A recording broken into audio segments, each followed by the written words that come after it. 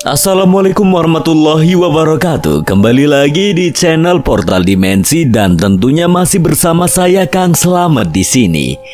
Kali ini Kang Slamet akan menceritakan sebuah kisah yang berjudul Tragedi di Gunung Batu Rotok. Cerita ini ditulis oleh Sulistya Dewi 24.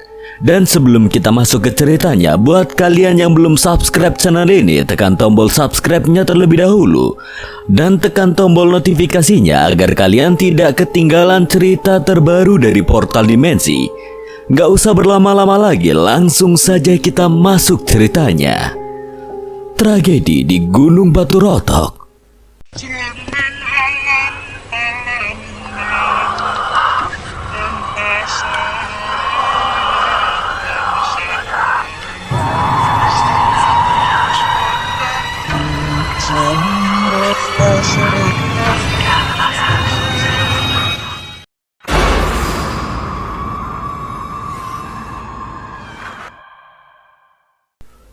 Perjalanan panjang 8 relawan kemanusiaan yang mengemban amanah menuju desa Batu Rotok.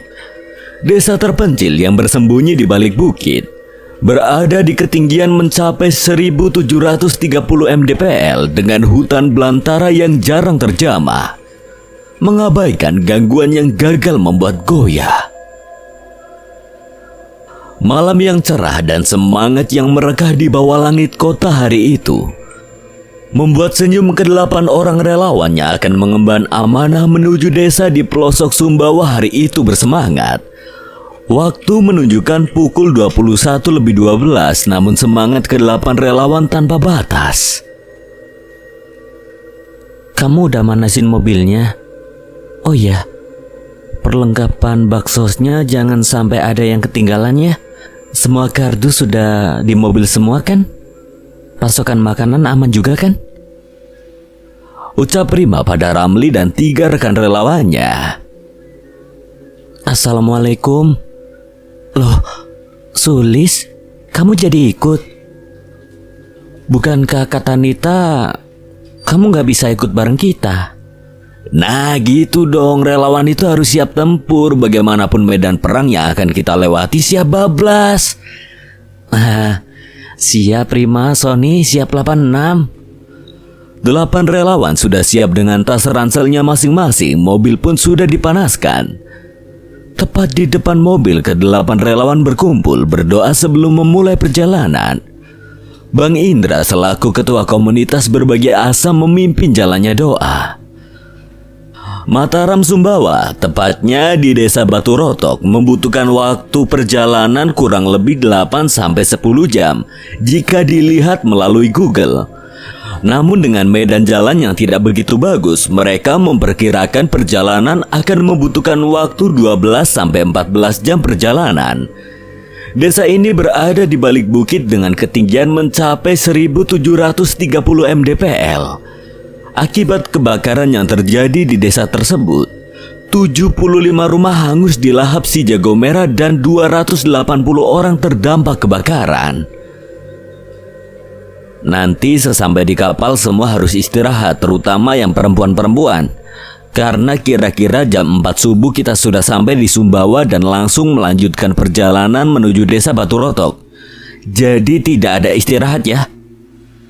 Ucap Ramli yang sedang menyetir, sementara di belakang mobil 3 relawan laki-laki yaitu Sony, Jawaril, dan Rian tengah asik bernyanyi sambil memutar musik dengan sedikit kencang.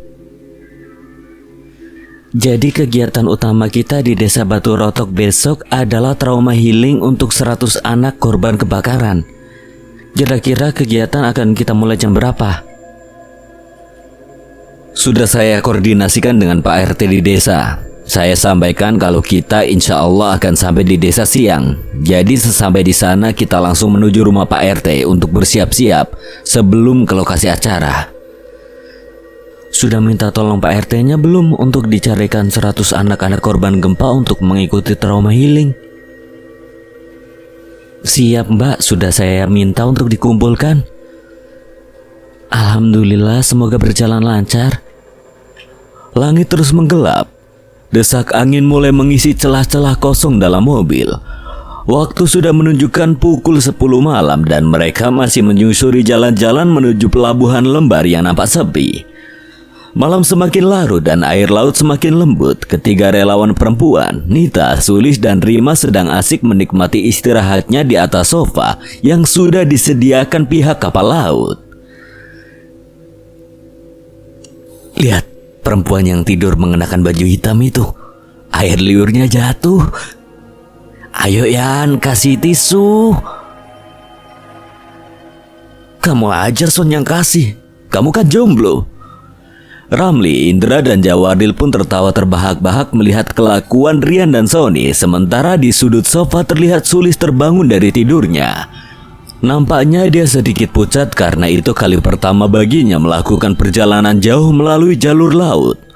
Mabuk laut orang-orang menyebutnya.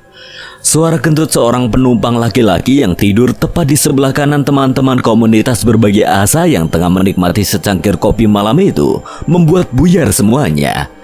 Satu persatu dari mereka menghindar, menjauh dan berlalu dari penumpang itu dengan suara tawa yang menggelegar membuat beberapa penumpang jadi terbangun. Sialan emang tuh bapak-bapak, gak ada akhlak. Sony, Indra, Ramli, dan Jawaril pun tertawa terpinggal-pinggal mendengar celotehan Rian. Maaf Bu, maaf, silakan dilanjutkan tidurnya. Berisik sekali. Pukul 4 pagi, mereka semua telah sampai di Pulau Sumbawa. Para tim relawan bersiap-siap dan melanjutkan perjalanan menuju lokasi. Waktu yang dibutuhkan untuk sampai ke desa Batu Rotok sekitar 5 jam tergantung dari medan jalan dan cuaca. Mas mau ke desa Batu Rotok ya? Iya Pak. Ini buat makan Mas dan Mbak di perjalanan. Astaga, jangan Pak, terima kasih banyak. Gak apa-apa Mas, situ nanti capek di jalan. Jauh soalnya Mas. Jauh banget ya Pak, kira-kira berapa jam ya? Kira-kira 7-8 jam Mas. Semoga aja tidak hujan. Soalnya Batu Rotok beberapa hari ini hujan terus Mas. Waduh bahaya nih. Terima kasih informasinya Pak. Iya sama-sama Mas, Mbak. Hati-hati di jalan. Ya Pak. Ayo guys, semangat. Kita cus sekarang biar cepat sampai. Biar bisa langsung balik ke rumah. Seru Ramli ke teman-temannya. Batu Rotok merupakan salah satu desa yang ada di Kecamatan Batu Lante, Kabupaten Sumbawa, Provinsi Nusa Tenggara Barat, Indonesia. Desa ini jumlah penduduknya sebagian besar bersuku daerah Sumbawa dan sebagian besar penduduknya bermata pencaharian sebagai petani. Desa mereka memiliki keterbatasan dalam berbagai akses. Batu Rotok yang merupakan wilayah perbukitan semakin mempersulit proses pembangunan di daerahnya. Oh Tuhan, aku benar-benar gak nyangka jalannya akan separah ini. Jalan terjal bebatuan sudah dilewati, sekarang jalan berlumpur menghadang di depan. Indra meremas kepalanya, Ramli mengerenyitkan dahi, Rian dengan nafas tersengal hanya bisa tertunduk lelah. Sony dan Jawaril mengelap keringat dengan ujung baju. Berapa lama lagi kita akan sampai? Sabar Lis, kita juga tidak tahu sekarang kita udah sampai di mana. Mana tidak ada orang satu pun lagi yang lewat. Son, tolong Son, arahkan jalan. Aku coba sekali lagi. Jawa, Indra, Rian, tolong pindahkan batu-batu besar yang sekiranya menghalangi jalan. Susah banget nih, bisa-bisa mobil kita kandas. Sulis, temenin pipis yuk. Pipis? Kak Rima mau pipis di mana? Tuh di balik pohon. Bisa kan? Gak berani pamali sepi banget lagi. Alah udah gak apa-apa. Kan sama Kak Ima. Nanti permisi dong. Ayo cepetan, kebelet banget nih.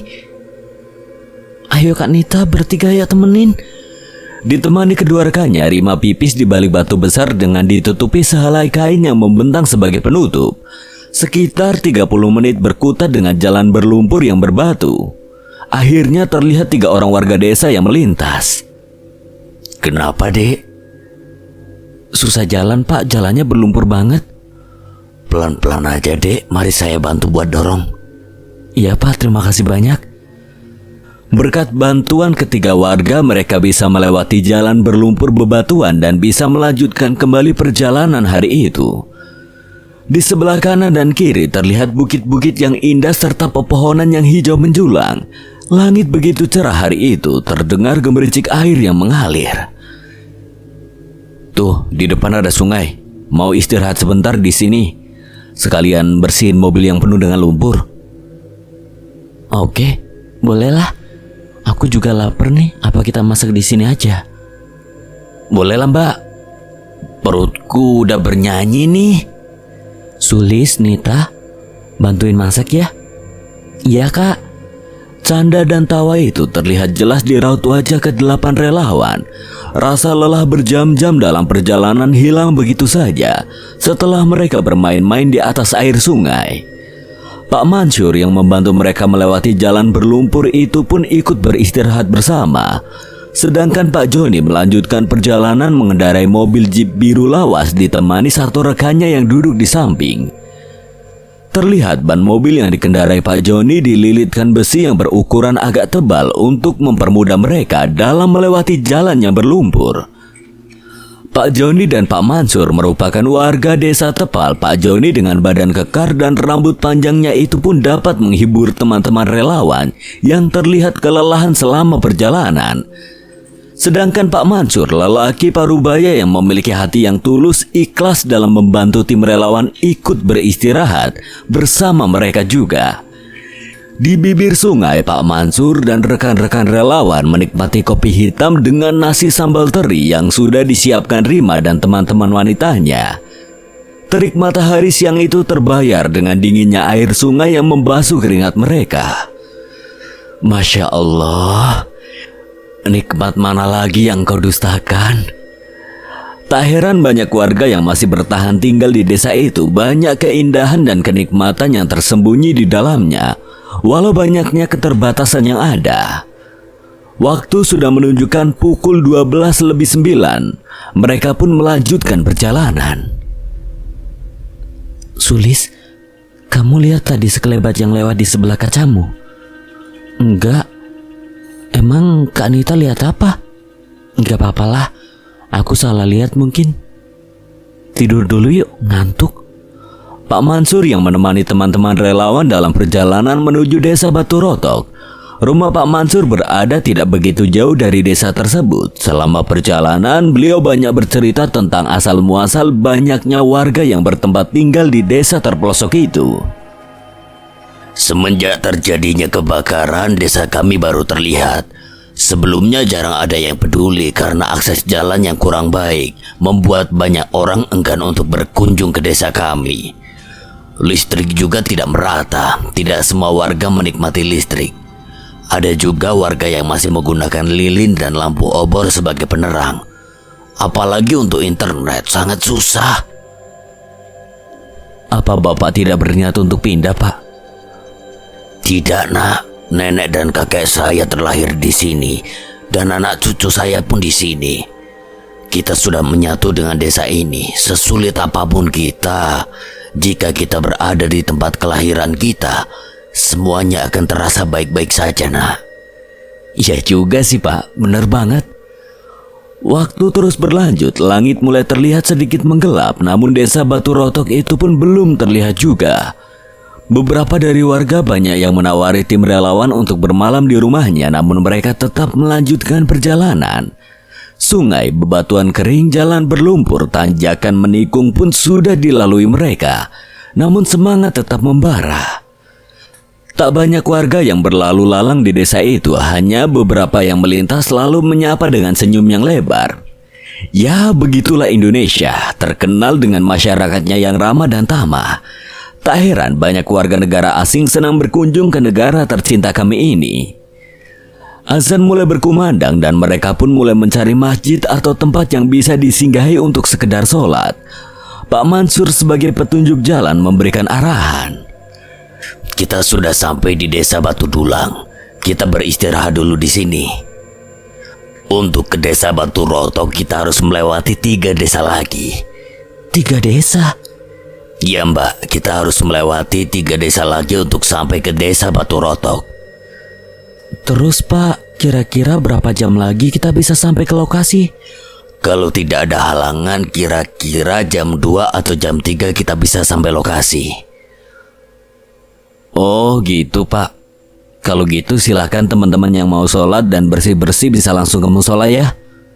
Aduh, padahal aku mau menghubungin Pak RT. Indra terlihat menjulurkan HP-nya ke kanan dan ke kiri untuk mencari sinyal. 30 menit kemudian. Ayo, udah selesai semua kan? Kita lanjut perjalanan biar cepat sampai. Hati-hati ya. Oh iya Mbah, putihkan hati. Ingat, putihkan hati kalian. Ujar kakek tua yang baru turun dari musola. Sulis yang mendengar kalimat itu langsung berlalu seraya berpikir keras dalam hatinya. Maksud kakek itu apa ya? Ayo cepat semua masuk mobil. Jawaril sudah menyuruh bergegas pada kawan-kawannya. Selama perjalanan terlihat bukit-bukit yang mengelilingi mereka. Kabut tebal mulai memenuhi jalan-jalan yang sepi. Dingin menusuk tulang dan langit pun mulai mendung. Ramli dengan tangan lincahnya memainkan stang mobil dengan sangat fasih. Sementara Sulis dan Nita terlihat tertidur pulas di dalam mobil.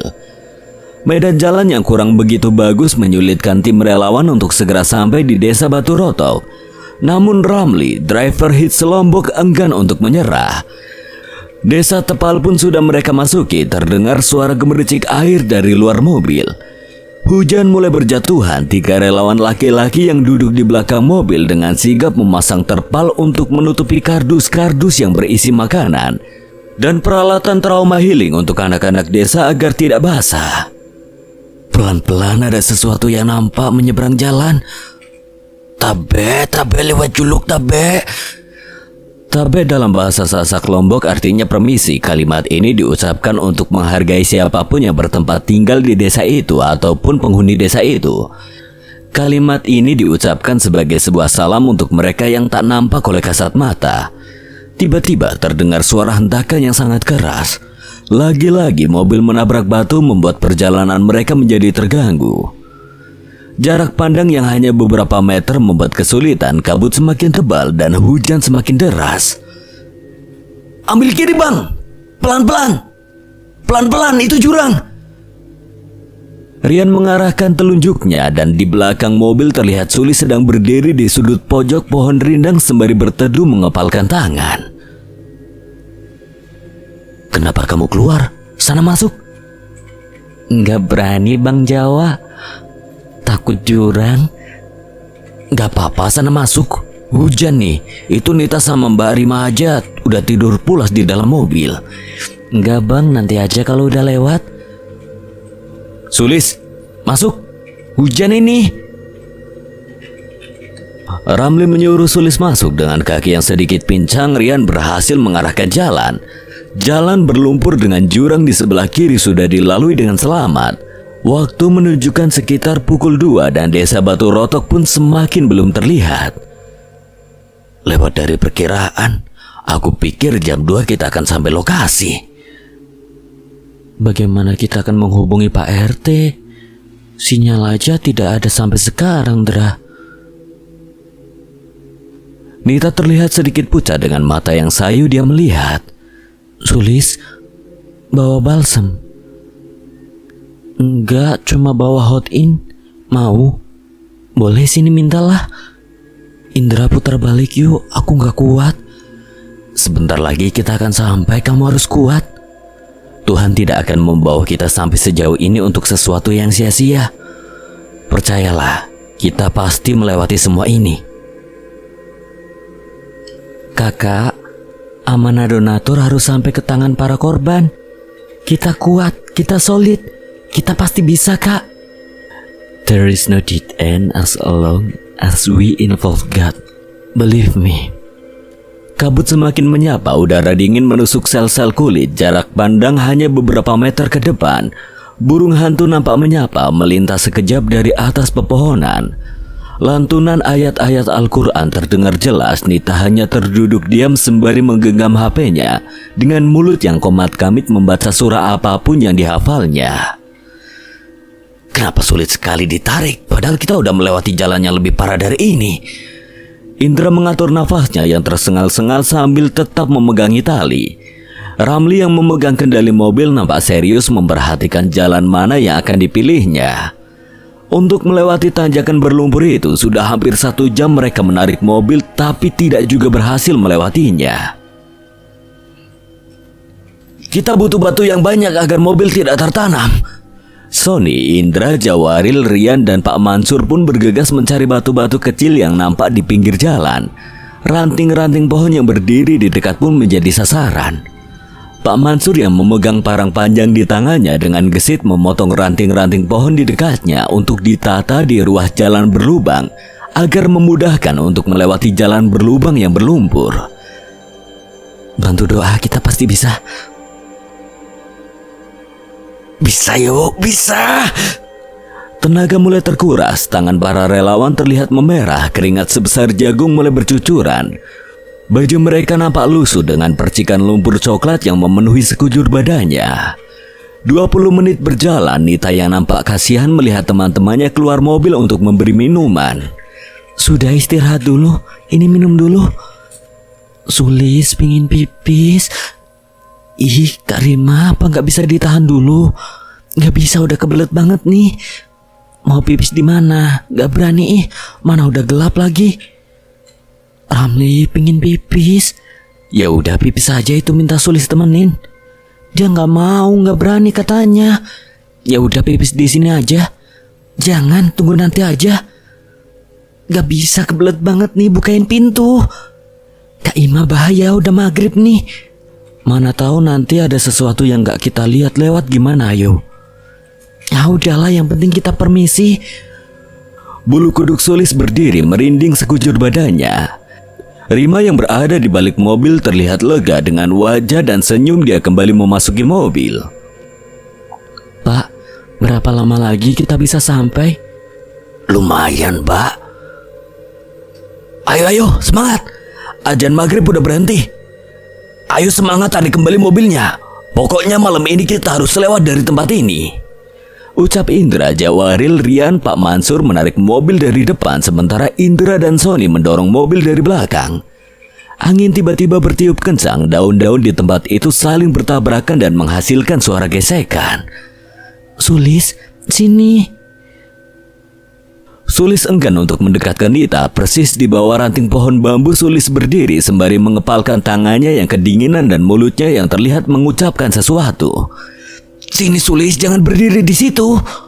Sulis yang mendengar panggilan dari Jawaril hanya menggelengkan kepalanya pertanda ia tidak mau mendekat. Nita pun berjalan ke arah Sulis. Mereka berdua bergandengan tangan sembari melantunkan ayat-ayat Al-Quran. 7 meter dari posisi Sony dan teman-teman lelakinya, Sulis dan Nita terlihat ketakutan. Kak Nita kenapa? Nita hanya menangis, menggenggam tangannya tanpa menjawab sedikit pun pertanyaan Sulis di sampingnya. Kenapa? Kenapa? Kak Ramli, sini cepat. Ramli yang mendengar teriakan Sulis terlihat kebingungan. Lampu mobil menyoroti Sulis dan Nita yang tengah ketakutan di bawah pohon bambu. Jawaril dan Sony berlari ke arah kedua perempuan itu. Kenapa? Ayo masuk ke mobil. Kan udah saya bilang jangan di sini. Ada apa, Son? Wah. Ayo masuk mobil. Jangan ditarik. Aku nggak tarik loh. Jangan ditarik, sakit. Mendengar kalimat itu, Sulis dan Sony pun melepas genggaman dari badan Nita. Sakit, jangan ditarik. Jangan ditarik kakiku. Semua yang ada di lokasi itu pun membelalakkan matanya ke arah kaki Nita yang terlihat susah bergerak. Ya, memang kaki kiri Nita terlihat sedikit mundur dari kaki kanannya dan Nita terlihat sulit menggerakkan kakinya. Terdengar suara pukulan yang sangat kencang. Iya, jangan ditarik ya. Udah, ayo masuk mobil. Ramli menepis kaki kiri Nita. Sulis, Sony, Jawaril terdiam tanpa bahasa melihat Ramli yang memukul kaki Nita dengan sangat kencang. Rian menghembuskan nafas panjang lalu menyeka keringatnya. Mbak, gak kenapa-napa kan? Ayo berdoa bersama. ajak Rima pada kedua sepupunya itu di depan mobil sekitar 5 meter dari mobil yang terparkir para laki-laki berkerumun. Adik-adik bermalam di sini aja untuk malam ini. Jangan Pak, kalau bisa kita lanjut aja. Bukannya begitu Mas, saya lupa kasih tahu kalian. Kalau di tanjakan ini dulu pernah terjadi kejadian yang serupa. Maksudnya Pak? Ya Mas, dulu persis di tempat ini juga ada mobil relawan sama seperti Mas ini. Susah untuk naik, mereka menyebut tanjakan ini sebagai tanjakan si Emen. Kok bisa gitu Pak? Saya juga tidak ngerti Mas. Padahal tanjakannya tidak terlalu tinggi. Begini aja Mas, saya coba hubungi anak saya dulu, minta bantuan teman-temannya untuk kesini membantu kita. Boleh sih Pak. 2 meter dari tim relawan Pak Mansur berjalan, terlihat beliau mengeluarkan sesuatu dari dalam saku celananya seperti plastik hitam yang terlilit tali. Entah apa yang dikeluarkannya, tidak terlihat begitu jelas. Ya Allah ya Rob, pemilik 7 lapis langit dan apa yang dinaunginya. Rob 7 lapis bumi dan apa yang dikandungnya. Rob para setan dan apa yang disesatkannya, dan Rob angin dan apa yang dihembuskannya. Aku mohon padamu kebaikan daerah ini, kebaikan penduduknya, serta kebaikan yang ada di dalamnya. Aku berlindung padamu ya Rob dari keburukan daerah ini, keburukan penduduknya, serta keburukan yang ada di dalamnya. Amin. Rima berdoa dengan sungguh-sungguh. Sulis dan Nita menimpali 3 bersaudara ini, saling menguatkan, saling memberi semangat jika salah satu dari mereka down. Nggak bisa bawa 3 perempuan ini aja, kasihan tadi diganggu. Ini masih di Emen, bawa ke rumah biar bermalam di rumah 3 perempuan ini.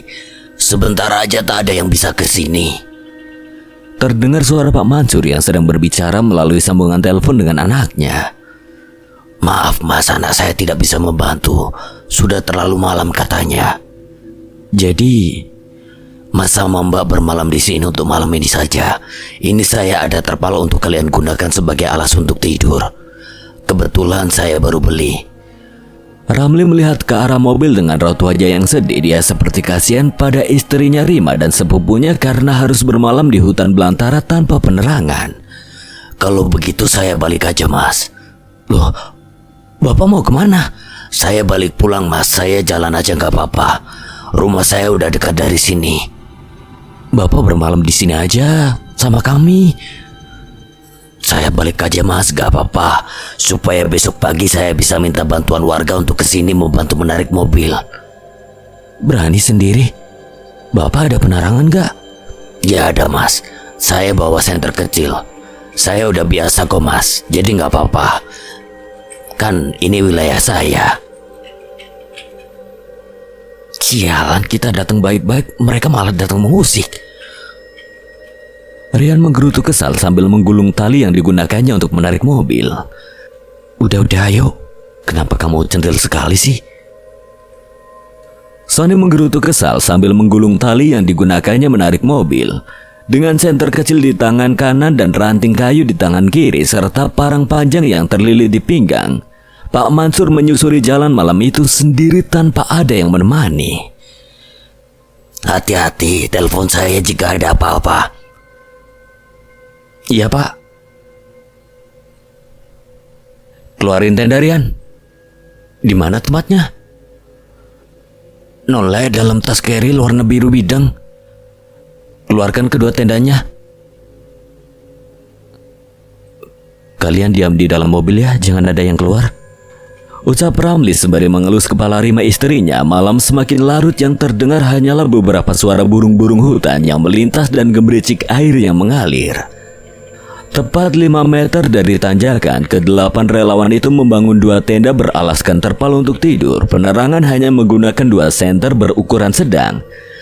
Tidak ada api unggun atau semacamnya karena ranting-ranting pohon basah semua akibat hujan yang terus-terusan mengguyur desa hari itu. Sulis, kamu dengar suara itu? Nita mendengar suara seperti wanita yang sedang tertawa dan beberapa kali terdengar suara burung hantu tepat seperti di atas tenda mereka malam itu. Setelah ayat-ayat suci aja, Kak. Kalian bertiga, mau kopi atau susu jahe? Mau. Ketiga perempuan itu menjawab serentak ucapan Ramli. Malam semakin larut dan suasana tempat itu semakin menakutkan. Kelima relawan laki-laki itu tidur secara bergiliran. 3 dari mereka tidur di dalam tenda dan 2 lainnya berjaga di luar antara tenda perempuan dan laki-laki. Tiba-tiba Sulis berteriak.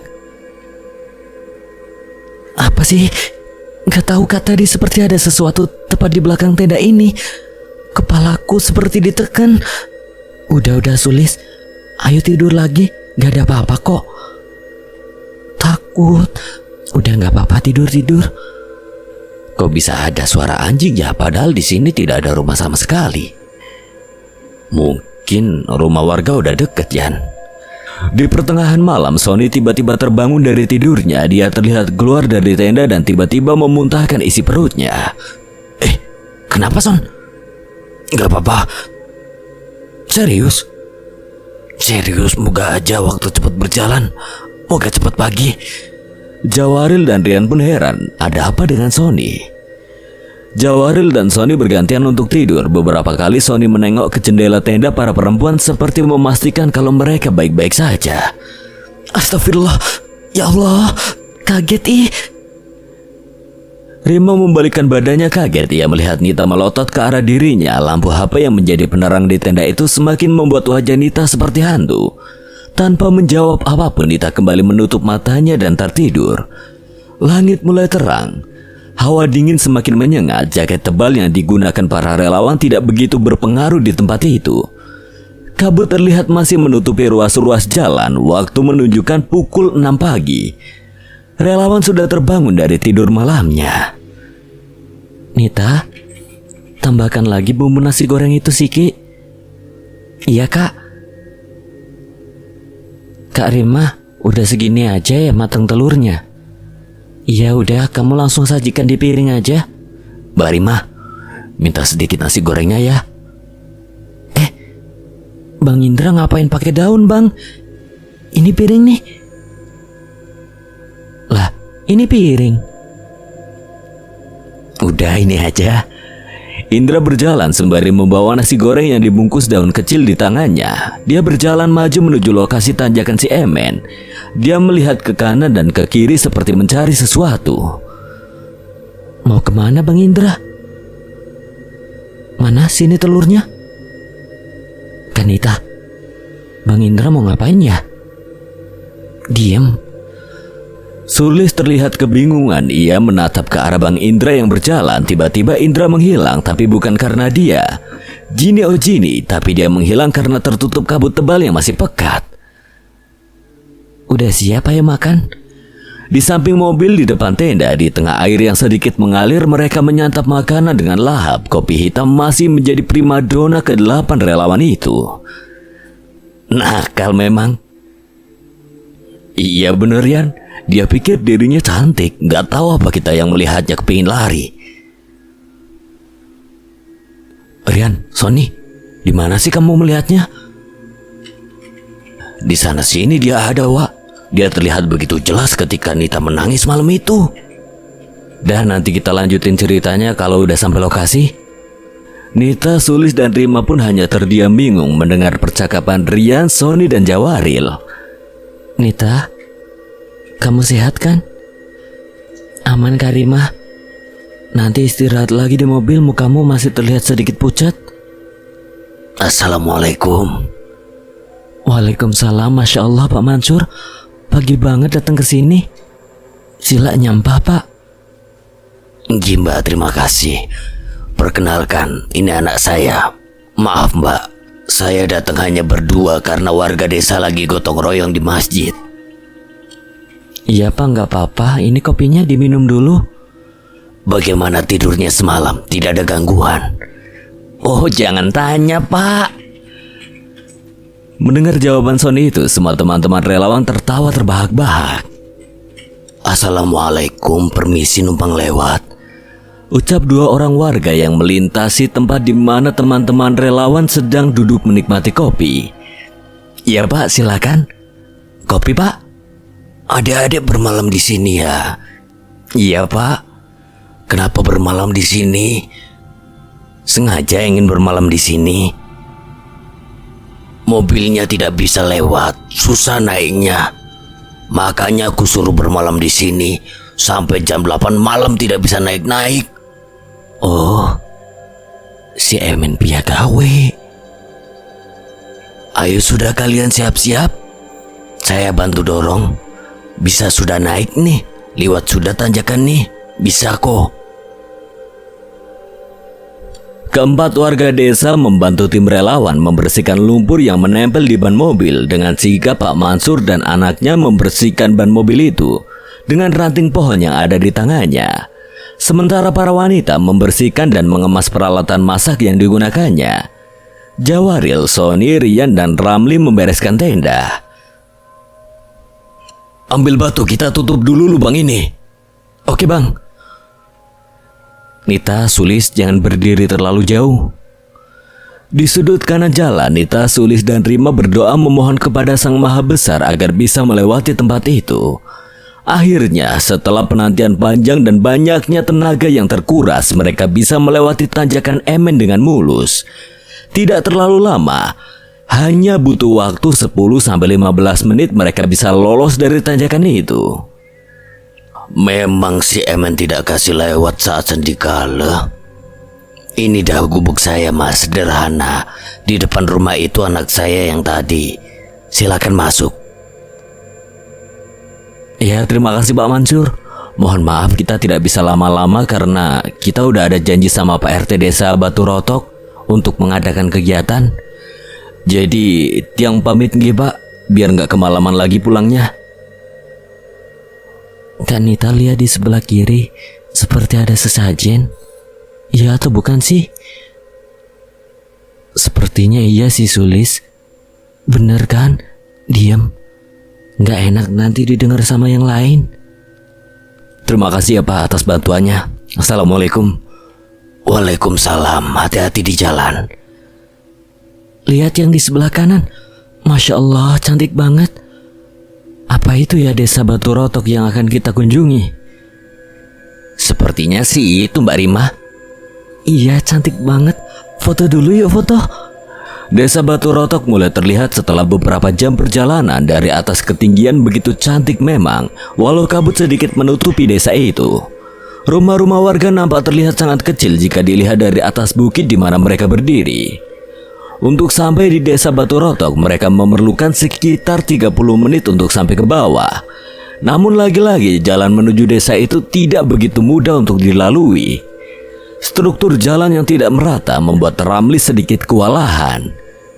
Di sisi kanan dan kiri berjajar rapi rumah-rumah warga, sebagian besar terbuat dari kayu dengan dinding triplek. Sila mampir. Terima kasih Bu, kita mau ke desa Batu Rotok. Oh, iya masih di bawah Mas. Sebentar lagi sampai, mampir dulu. Ya Bu, terima kasih banyak. Sangat begitu ramah warga di desa itu, seperti memang jarang terjamah. Jadi setiap ada orang asing yang datang ke desa mereka, mereka terlihat sangat senang. Tak sedikit dari warga menawari tim relawan untuk mampir dan beristirahat di rumahnya. Ayo semuanya turun dulu. Ini jalannya nggak rata, bisa-bisa mobil kita terprosok. Hati-hati Bang, lubang. Arahkan jalan, Yan. Iya Bang Ramli. Sony, Bang Indra, bisakah gundukan tanah di depan itu diratakan? Sepertinya mobil kita susah untuk melewati gundukan itu. Oke, aman bisa. Mas, ini ada cangkul. Oh, iya Pak, boleh pinjam gak? Silakan Mas, boleh-boleh, ini pakai aja.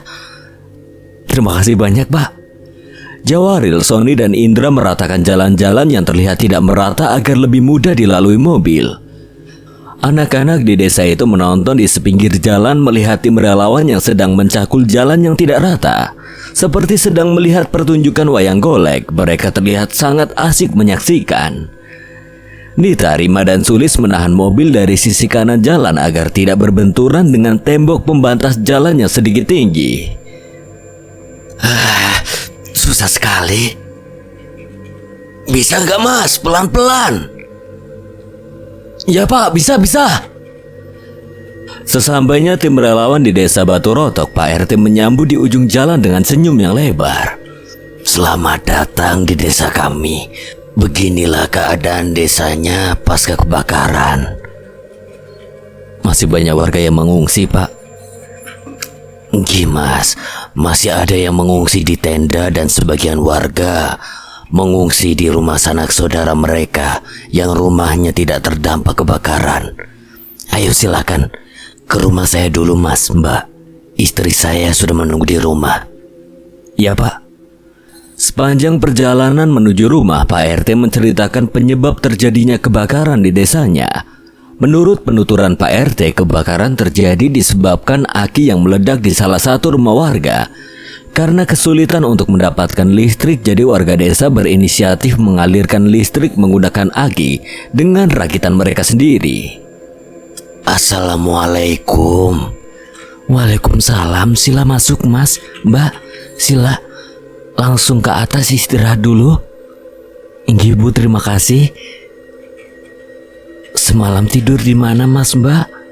Capek saya tungguin gak datang-datang. Iya Bu, tiang bermalam di hutan semalam, mobil kami susah naik di tanjakan. Astaga, pantesan kami telepon-telepon tidak bisa dihubungi. Enggih Bu, syukur aja ada warga desa yang menemani malam itu. Aman ke? Tak ada gangguan? Aman Bu, aman. Bu, numpang ke kamar mandi boleh? Sila mbak, kamar mandinya di bawah. Ayo saya antarkan. Ayo Sulis temenin. Kak ikut. Nanti kalau mandi nyalakan saja kerannya. Handuk digantung di depan pintu kamar mandi ya mbak. Kita bawa handuk sendiri kok Bu. Oh nggih, silakan bersih-bersih aja kalau begitu. Air di desa itu sangatlah dingin, maklum saja karena warga desa menggunakan air sumur sebagai air bersih. Tidak semua warga menggunakan air pump. Sebagian besar warga menggunakan sumber mata air langsung dari pegunungan di desanya. Alhamdulillah kita bisa sampai ke sini. Pokoknya selesai acara kita langsung pulang bang, supaya tidak terlalu malam sampai di rumah. Harus bang, jangan sampai kita bermalam lagi di jalan. Oh ya Rian, bagaimana ceritanya perempuan itu? Serem pokoknya bang. Wajahnya setengah rusak.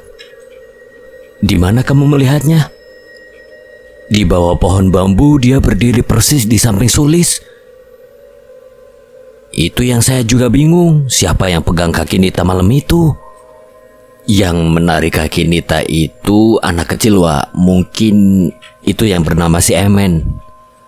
Benar, memang Sony memiliki kemampuan melihat mereka yang tidak kasat mata. Dia bisa merasakan kehadiran mereka tanpa diminta.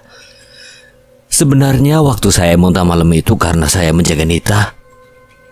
Maksudnya Son? Iya Bang Ramli, malam itu saya terbangun dari tidur. Saya ngerasain kehadiran mereka dan sebenarnya saya udah merasakan kehadiran mereka jauh sebelum kita berada di tanjakan itu. Tapi saya tidak mau memberitahukan ke kalian. Terus, dia ingin masuk ke dalam tubuh Nita malam itu Yan. Tapi saya menahannya. Itu sebabnya dada saya terasa sakit. Energi mereka terlalu keras, itu yang membuat saya muntah. Terus, bagaimana? Pokoknya siang ini kita langsung pulang. Kalau bisa kita ngebut aja di jalan. Permisi mas, silakan diminum dulu kopinya. Astaga, repot-repot Bu, terima kasih banyak. Enggih, gak apa-apa mas. Diminum dulu mumpung masih panas. Ini rokok mas. Siapa yang suka mako, silakan dicoba. Ini buatan warga desa kami. Selain mako, warga desa juga memproduksi kopi olahannya sendiri. Jawaril nih suka mako. Saya tidak bisa merokok, kamu ini bercanda aja. Semua yang ada di ruangan itu tertawa atas gurauan Rian dan Jawaril. Terbahak-bahak mendengar jawaban Jawaril yang terlihat mengerenyitkan dahi. Sementara Rian yang duduk di pojok pintu sedang serius mengobati kakinya yang sobek terkena bebatuan saat melompat dari belakang mobil di jurang yang berlumpur dan berbatu. Oh iya Pak, untuk jalur pulang lebih cepat kita lewat arah yang mana ya Pak? Kalau mau pulang lebih baik lewat Lunyuk Mas. Kalau lewat sana tidak terlalu sepi karena banyak rumah-rumah warga. Beda dengan jalur datang yang Mas lewati. Oh gitu ya Pak. Berarti nanti keluar dari desa ini kita ambil arah mana? Kalau dari sini nanti Mas ambil arah kanan. Terus lurus saja, ikuti jalan. Nanti ada percabangan belok kanan lagi. Lurus saja terus. Nanti ketemu desa. Nanti Mas tanya aja ke warga sekitarnya. Loh Pak, bukannya jembatan di Lunyu itu sedang diperbaiki? Apa udah bisa dilewati? Oh iya, saya lupa. Nanti sebelum Orong Telu ada jembatan yang rusak di sana. Kalau airnya tidak deras, Mas bisa melewatinya. Tapi kalau air sungainya deras, Mas bermalam aja di desa itu. Tapi ingat hati-hati. Memang itu satu-satunya jalan di sana ya Pak? Iya, masanya itu jalannya. Tidak ada jalan lain. Jembatan di wilayah desa itu terputus dan sekarang sedang diperbaiki. Atau Mas mau melewati jalur datang yang kemarin? Lewat situ juga bisa, tapi lama Mas, harus lewat hutan lagi. Ramli menepuk jidat. Indra dan Jawaril hanya bisa mengangguk terdiam. Bisa yuk, bisa. Angin berhembus kencang. Desa Batu Rotok terasa sangat sejuk. Pepohonan di sebelah kanan dan kiri semakin menambahkan kesan asri di desa itu. Ditambah lagi dengan sikap ramah warga desa sekitar membuat tim relawan betah berada di desa tersebut.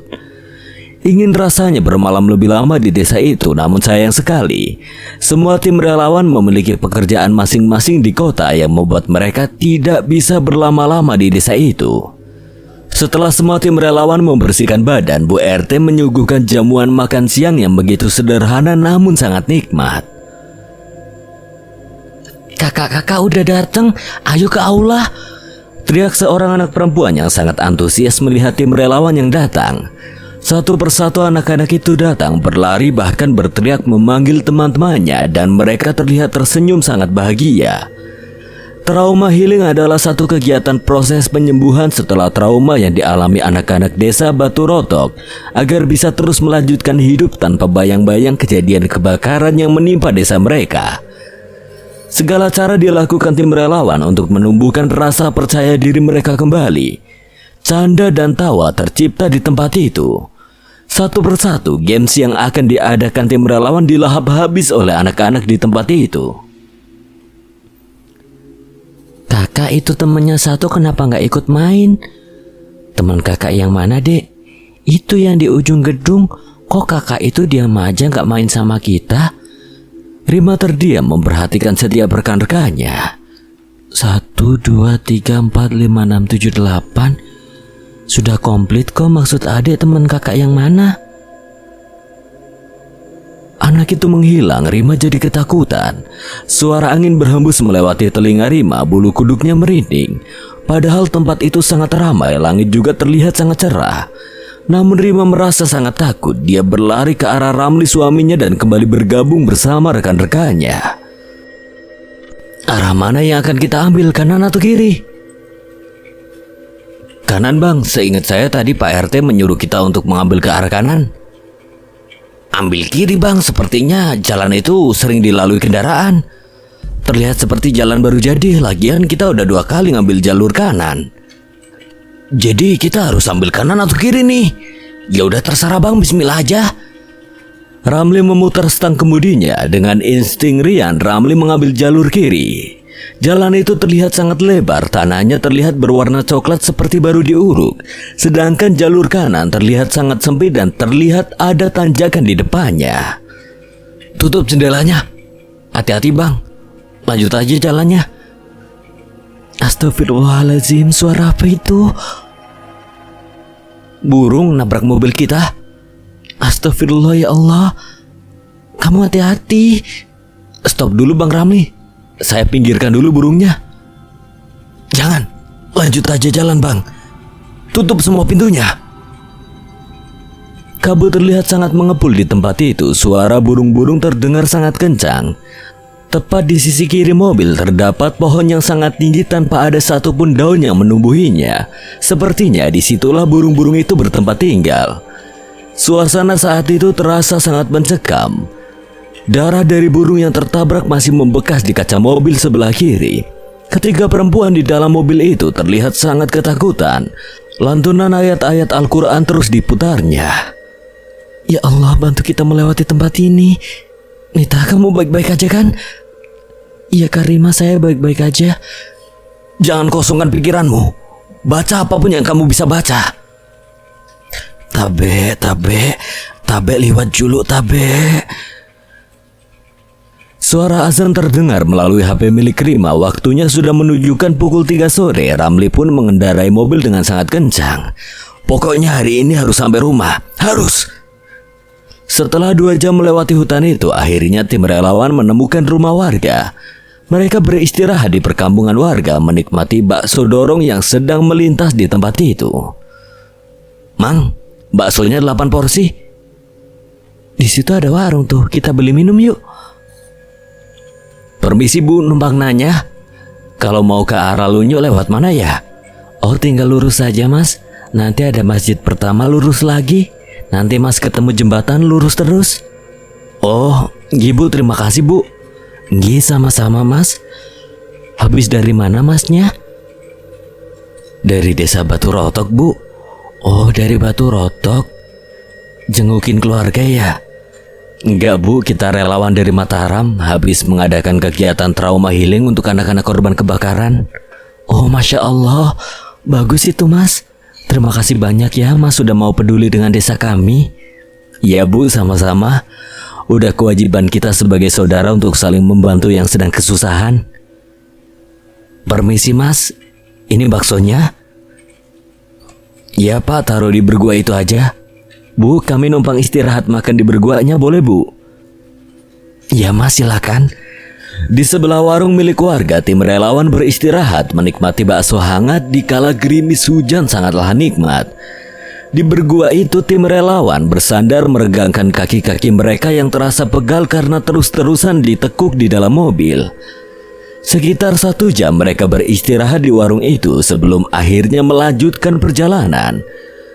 Beberapa kali tim relawan menghentikan kendaraannya jika melihat anak-anak kecil di sepanjang jalan, sekedar membagikan donasi alat tulis yang masih tersisa banyak.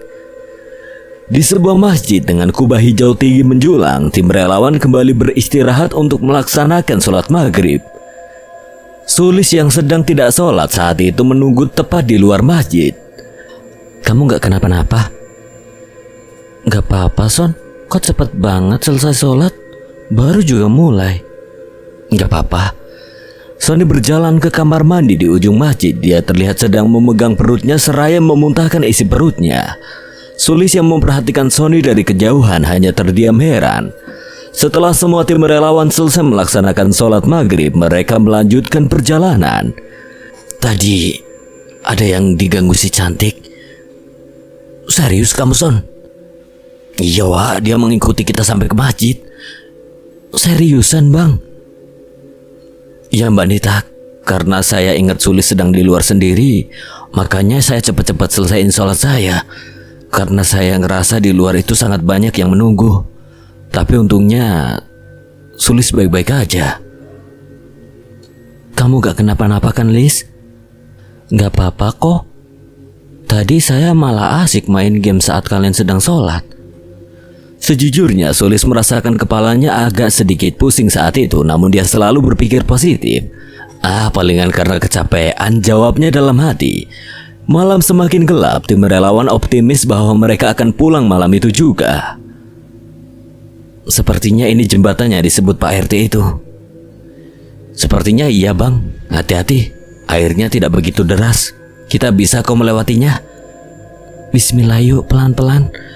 Jembatan itu sudah berhasil dilalui mereka. Senyum sumringah ke semua relawan terpancar jelas di wajah-wajah mereka. Mereka yakin sebentar lagi pasti sampai. Halo Pak. Iya ini udah di jalan pulang ya, masih di Sumbawa. Tapi sebentar lagi kayaknya sampai kota Sumbawa besar. Nanti kalau udah di kapal pasti Nita kabarin. Nita sedang mengabari orang tuanya. Selama perjalanan mereka banyak bersenda gurau menceritakan hal-hal lucu yang mereka alami di masa lampau. Sementara Sulis, Nita dan Rima yang hanya sebagai pendengar ikut merasakan kekocakan mereka dan tertawa tanpa henti.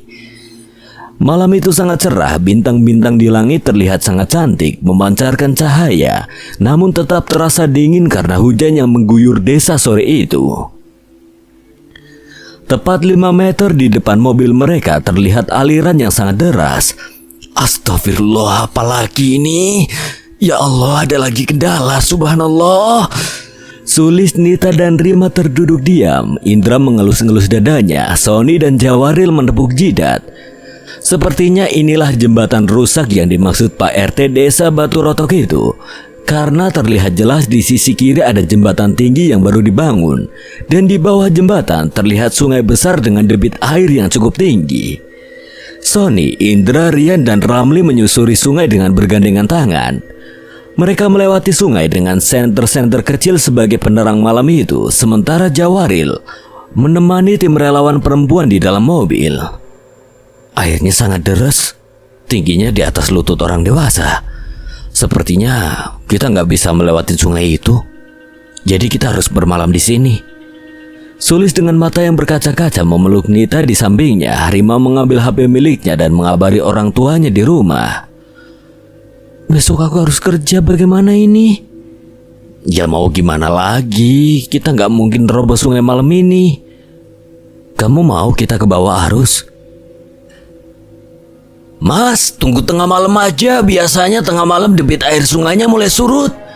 Jadi ditunggu aja dulu. Kalau sekarang debit airnya masih tinggi karena tadi sore hujan, Mas.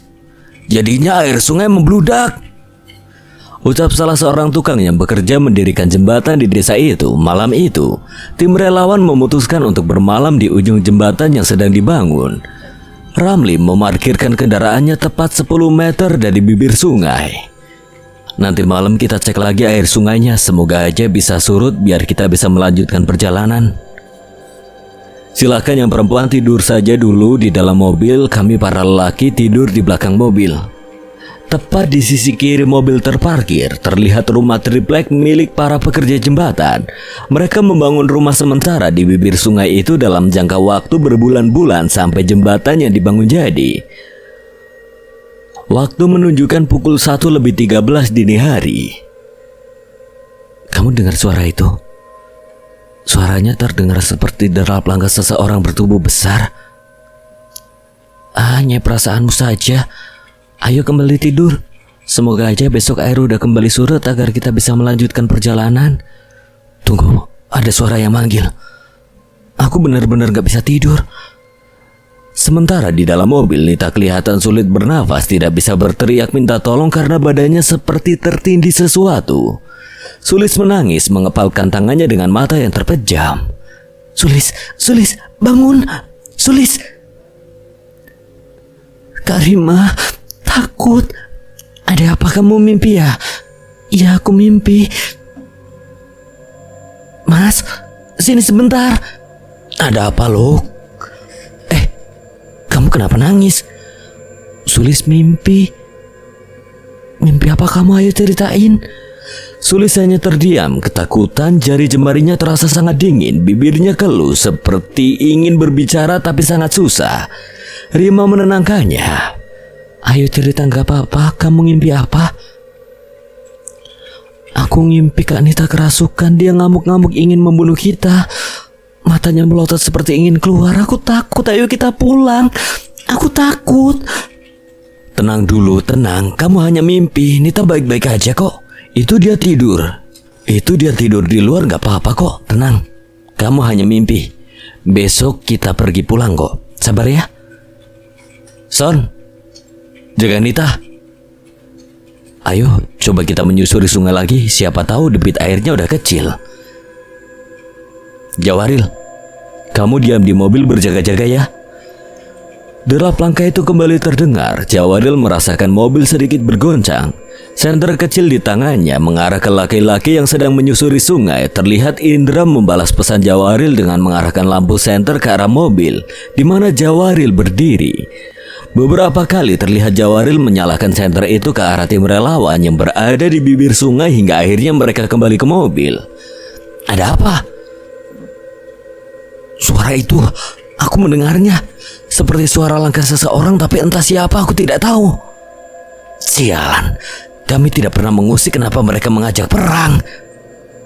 Sabar Bung, ayo kita keluarkan saja kompor portable-nya. Kita masak air, bikin kopi. Ya udah, kita masak aja lah. Jangan ada yang tidur. Biarkan saja para perempuan itu tidur di mobil. Sementara di dalam mobil, ketiga perempuan itu terlihat tertidur dengan pulas. Kami tidak pernah ganggu, jangan ganggu kami. Sana pergi. Aku tidak ada urusan dengan kalian. Aku hanya ada urusan dengan perempuan ini. Biarkan aku membawanya ke alam kami. Jangan, dia bukan sebangsa kamu. Lepaskan dia. Berisik, jangan menghalangi kami atau kalian akan aku sesatkan di tempat kami. Jangan bawa dia. Rima dan Nita terbangun dari tidurnya. Ramli, Indra, Jawaril, dan Rian pun berlari bergegas membuka pintu mobil. Kamu tidak apa-apa? Kamu kenapa? Sulis menangis sesegukan. Ia tidak berani menatap wajah Nita. Beberapa kali Nita mengajaknya berbicara, namun Sulis hanya memalingkan pandangannya. Rima merasakan apa yang dirasakan Sulis. Suara jantungnya terdengar. Rima pun merasakan ketakutan. Dalam mimpinya, Sulis didatangi laki-laki bertubuh besar itu. Kulitnya berwarna hitam pekat, bola matanya dipenuhi warna putih dengan titik hitam kecil di tengahnya. Dia datang dari arah pepohonan tepat di sebelah sungai. Laki-laki itu ingin mengajak Nita pergi ke alamnya. Dalam mimpi itu, dia menarik baju Nita dengan ujung jarinya dan mengangkat Nita setinggi-tingginya. Anjing hitam yang berada di sebelah laki-laki bertubuh besar itu seperti siap menerkam kami. Dengan mata yang berwarna merah menyala dalam mulut yang menganga lebar. Syukurlah Sulis segera dibangunkan rekan-rekannya sehingga ia bisa terbangun dari mimpi buruknya. Matahari mulai terlihat dan bulan mulai terbenam. Kedelapan tim relawan bersiap-siap melewati sungai. Banyak warga yang mulai berdatangan melewati sungai itu. Terlihat beberapa motor dibopong menggunakan kayu untuk melintasi sungai tersebut karena tidak bisa berjalan di atas air yang masih terlihat deras. Ramli masih terlihat takut melewati sungai karena debit air yang masih cukup tinggi. Mereka memilih menunggu sampai air terlihat sedikit surut. Terlihat mobil hitam berjalan menuju bibir sungai. Pak, mau kemana? Saya mau ke Sumbawa Besar, kenapa? Berani lewat sungai itu? Beranilah, siapa takut? Mau lewat juga? Iya Pak, tapi saya masih takut. Cemen, saya aja yang udah tidak begitu mudah tidak takut. Ayo ikutin saya. Semua tim relawan di lokasi ikut tertawa sembari mengajak Ramli dengan sebutan cemen. Dan benar saja, bapak berkumis tebal itu berhasil melewati sungai dengan mulus. Dari ujung sungai, bapak berkumis tebal itu berteriak, "Ayo mas, cepat lewat! Saya jaga dari sini!" Ramli yang merasa tertantang mencoba menguatkan mentalnya. Bismillah, yuk bisa. Di dalam mobil, Ramli dengan keringat yang mulai membasahi bajunya terlihat sedikit takut, sementara Rima istrinya tetap menguatkan. Tim relawan laki-laki terlihat berdiri di sepanjang sungai yang akan dilewati mobil untuk berjaga-jaga. Apabila arus air membawa mobil mereka, Sulis dan Nita berdoa di dalam mobil dengan wajah pucat ketakutan. Setelah melewati perjalanan yang panjang, mereka pun sampai di rumah. Sumpah pegel banget badanku. Sepertinya aku butuh tukang pijit nih. Ya sama, aku juga pegel. Alhamdulillah ya, kita bisa bernapas lega. Akhirnya bisa sampai rumah dengan selamat. Mbak Rima, kita pamit pulang dulu ya. Istri dan anak udah manggil. Kak, aku juga balik ke rumah ya, soalnya nanti malam aku harus piket. Sulis, bareng aja yuk, sekalian mau jemput ibu di rumah Kupap. Satu persatu tim relawan pulang ke rumah masing-masing membawa satu kisah dengan sejuta kenangan. Rasanya seperti masih berada di atas kapal. Badan Sulis masih terasa sedikit bergoyang dengan badan yang masih terasa lelah dan kantung mata yang sedikit hitam. Sulis tetap bekerja dengan profesional. Dia harus mati. Perempuan itu harus mati. Mati. Suara bel di ruangan itu berbunyi. Sulis terbangun dari tidurnya dan bergegas menuju ruangan belakang untuk melihat siapa yang membunyikan bel. Astagfirullahaladzim, mimpi apa aku tadi? Setelah melayani resep UGD malam itu, dia kembali melanjutkan tidurnya. Sulis adalah seorang farmasi yang bekerja di salah satu rumah sakit swasta di kota Mataram. Ia sedang bertugas malam itu bersama satu rekan wanitanya. Terdengar seperti suara pintu yang terbuka. Suara itu beberapa kali terdengar, namun tidak ada satupun orang yang masuk ke dalam ruangan itu. Sulis melangkahkan kakinya mencari sumber suara, namun tidak ada satupun pintu terlihat terbuka ataupun lemari di ruangan itu yang terbuka. Dengan rasa takut, Sulis kembali ke tempat tidurnya seraya menempelkan badannya tepat di sebelah temannya yang sedang tertidur pulas. Suara telepon di ruangan itu berbunyi. Sulis pun terkaget sembari mengelus lembut dadanya. Dia mengangkat telepon itu akan tetapi tidak mendengar satupun suara seseorang yang berbicara. Bulu kuduknya berdiri, wajahnya sedikit pucat dengan degup jantung yang sangat kencang seperti orang yang baru berlari 10 kilometer. Terdengar suara bel kembali berbunyi. Sulis yang merasa sangat ketakutan membangunkan teman di sebelahnya. Nif, bangun, ada resep. Nifa pun terbangun dari tidurnya lalu berjalan menuju ruang belakang. Sulis menyalakan HP miliknya mencari kontak Nita di WA. Jari jemarinya bertaut menekan satu persatu tombol yang ada di HP itu. Kak Nita udah tidur? Baru bangun nih Lis, ada apa? Are you okay? Iya, kenapa? Nggak apa-apa. Besok Kak Nita masuk kerja. Iya dong, udah 3 hari aku izin di kantor. Oh ya udah kalau gitu, cuma nanya aja. Kalau gitu aku tidur dulu ya, ngantuk. Sulis kembali piket bersama Nifa temannya. Kepalanya terasa sedikit pusing. Pukul 2 dini hari dia kembali merasakan hal yang aneh.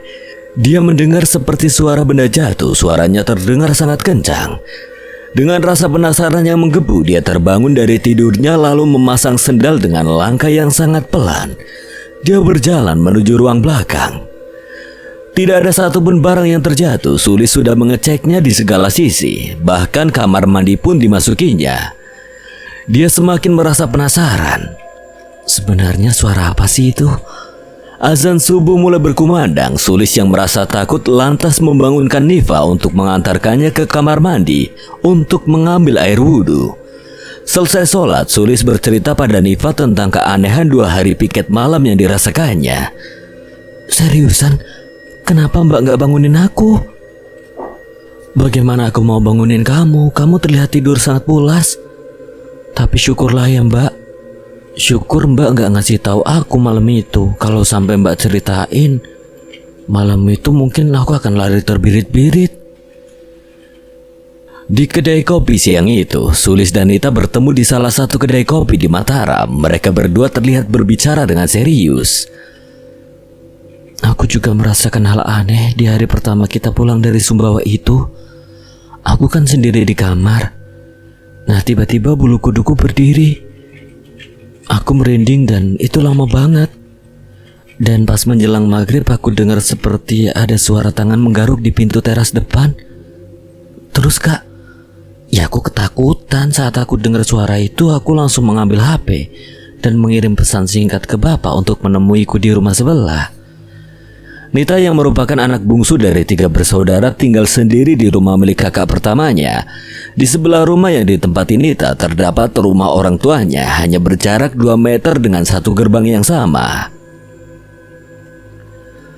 Terus pas di kantor, sewaktu aku membuat kopi, terdengar suara seseorang memanggil nama aku. Tapi anehnya tidak ada satu orang pun di ruangan itu. Semua teman-temanku berada di ruangan depan mengerjakan tugas masing-masing.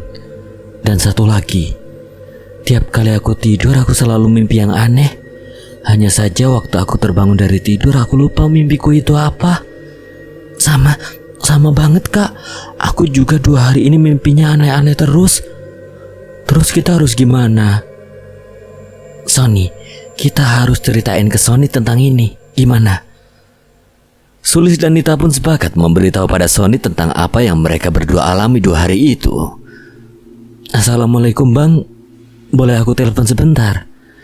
Sulis mengirim pesan singkat pada Sony. Sony pun langsung membalas pesan itu dengan cepat. Lalu Sulis pun mulai bercerita tentang kejadian aneh yang dia dan Nita alami. Iya bang, saya masih sering ngerasa ketakutan kalau lagi sendiri di rumah. Dan Kak Nita pun ngerasain hal yang sama. Ditambah lagi kejadian-kejadian aneh 2 hari ini yang kami berdua alami. Kami jadi semakin ketakutan di rumah sendiri bang. Iya mbak, sepertinya mungkin mereka mengikuti kita. Tapi kok bisa ya mbak? Setauku mereka tidak bisa menyeberangi lautan. Kata orang tua dulu sih gitu. Terus gimana bang? Apa aku kasih tahu Kak Rima dulu ya supaya kita semua bisa kumpul dan mencari jalan keluar? Iya benar mbak, kabarin Mbak Rima dulu aja. Menurutku juga begitu, kita kumpul dan membahas semua ini. Baru setelah itu nanti kita ke pesantren di dekat rumahku. Ada Pak Ustadz di sana yang bisa mengobatin dan meruqyah orang. Nah, ide bagus tuh bang. Sekarang aku kabari Kak Ima dulu ya. Nanti aku kabarin Bang Sony lagi. Sulis dan Nita langsung mengabari Rima hari itu. Rima juga merasakan hal yang aneh. Rima bercerita bahwa badannya masih terasa sedikit berat, tidak seperti biasanya. Dia pun sudah menjelaskan hal itu kepada Ramli suaminya, namun Ramli menganggapnya dengan hal yang positif. Alah, paling kamu kelelahan itu. Istirahat aja. Pasti besok pegel-pegelnya udah hilang. Mendengar penjelasan dari Rima sepupunya, Sulis dan Nita pun mengurungkan niatnya untuk menemui Pak Ustadz. Sore menjelang maghrib, Sulis yang sedang tertidur berdua dengan Nita di kamar tengah asik bercerita tentang kelucuan-kelucuan yang terjadi selama mereka di Sumbawa. Ingat gak pas kita di masjid malam itu? Sumpah itu sih aku ngakak banget sampai ke bawah mimpi. Iya bener banget. Nita dan Sulis tertawa terbahak-bahak mengingat kejadian hari itu. Saat tengah asik bercerita, tiba-tiba lampu di kamar Nita mati setelah terdengar suara gesekan kecil di lampunya. Ini lampu kamarku korslet atau emang mati ya? Ada-ada aja kamu kak. Oh iya kak, aku ada temen yang bisa ruqyah orang. Apa aku tanya dia aja ya? Siapa tahu dia bisa bantu. Boleh. Coba kamu tanya aja. Soalnya aku benar-benar masih ngerasain takut. Assalamualaikum mami. Sulis mau nanya boleh? Pesan itu pun terkirim. Sulis dan Nita pun melanjutkan cerita lucunya walaupun tanpa penerangan. 39 menit kemudian terdengar suara panggilan telepon. Ya benar, mami langsung menelpon Sulis sore itu juga. Halo Mi, assalamualaikum. Maaf Mi, Sulis ganggu waktunya. Iya, ada apa? Gini loh Mi, beberapa hari yang lalu kan Sulis baksos ke Sumbawa. Sulis ngunjungin desa di tengah hutan. Nah selama di situ Sulis sama teman-teman ngerasain gangguan-gangguan yang menurut Sulis nggak wajar sih. Aneh deh pokoknya Mi. Tapi sekarang Sulis sudah pulang dan udah di rumah. Tapi 2 hari ini Sulis sama kakak sepupu Sulis seperti ngerasain hal-hal aneh gitu. Menurut Mami gimana? Apa ada yang masih ngikutin kita apa gimana nih Mi? Ada. Nanti kamu pikir jam berapa? Kalau bisa nanti kamu datang lebih awal. Bawain saya air putih dengan bawang putih bersiung tunggal ya. Ah, serius Mi? Iya, pokoknya nanti kamu datang lebih cepat sebelum saya pulang. Boleh aku ajak kakak sepupuku Mi? Soalnya dia juga ngerasa diganggu. Oh ya harus, dia harus ikut. Nita tiba-tiba berteriak kencang. Matikan telepon itu. Berani-beraninya kamu ya.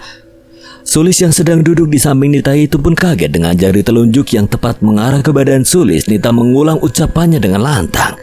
Matikan telepon itu. Cari mati kau ya. Kamu mau menantang saya? Nita berteriak melotot ke arah Sulis yang sedang duduk. Tanpa berpikir panjang, Sulis yang tengah ketakutan di kamar itu langsung melompat melewati badan Nita yang tengah berbaring di kasur tanpa permisi. Sulis berteriak kencang sambil berlari keluar rumah menggenggam HP yang masih menempel di telinganya. Ada apa itu? Sulis yang ketakutan mencoba menyusun satu persatu kalimat untuk memberitahu Ibu Nita bahwa anaknya sedang kesurupan di dalam kamar. Halo? Halo? Kenapa, Lis? Sulis yang sedang menjelaskan ke Ibu Nita bahwa anaknya sedang kesurupan itu pun menghiraukan panggilan si Mami. Kanita kesurupan, Mi. Ambilin air cepat, biar saya bacakan dari sini.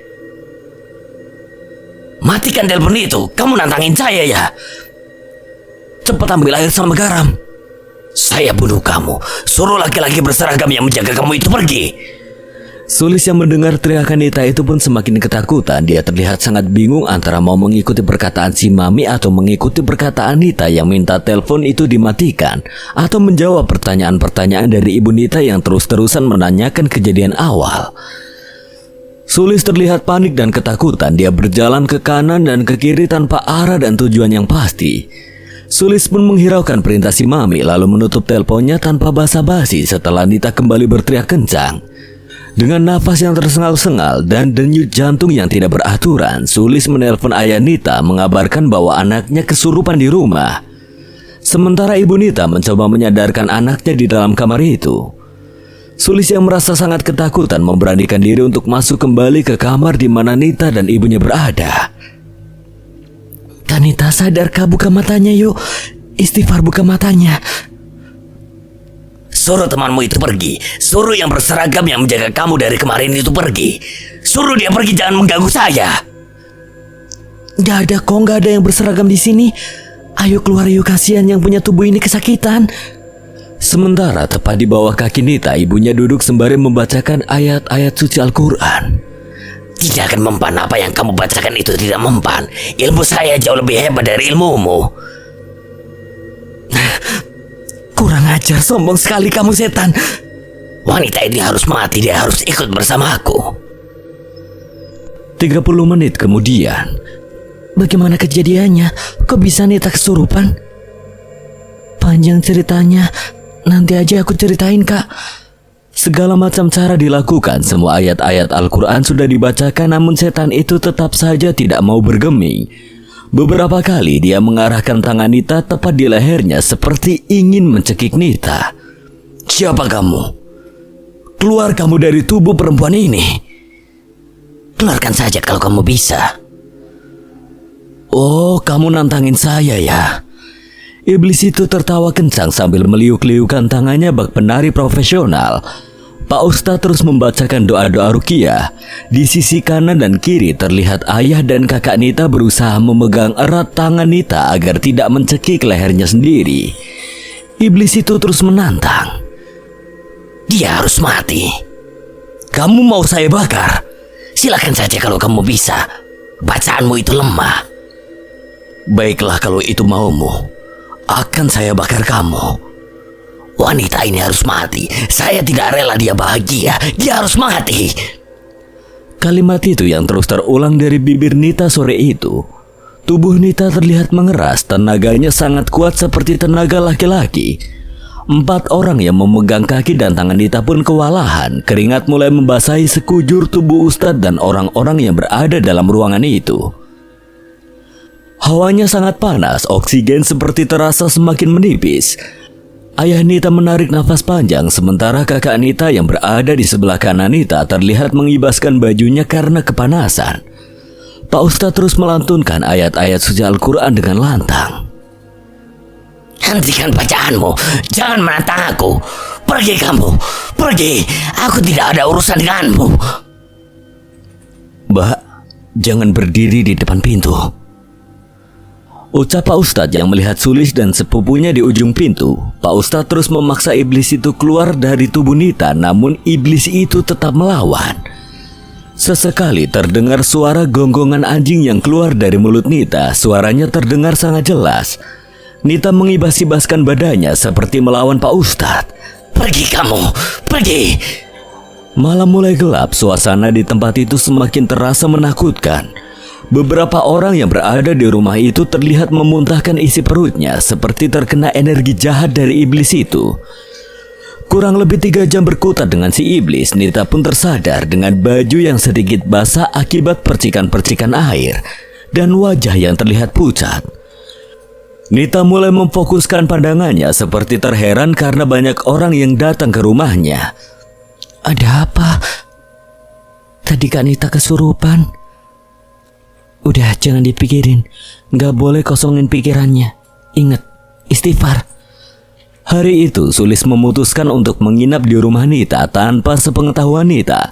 Sulis mengirim pesan ke teman-teman komunitas mengabarkan kejadian yang baru saja dialaminya.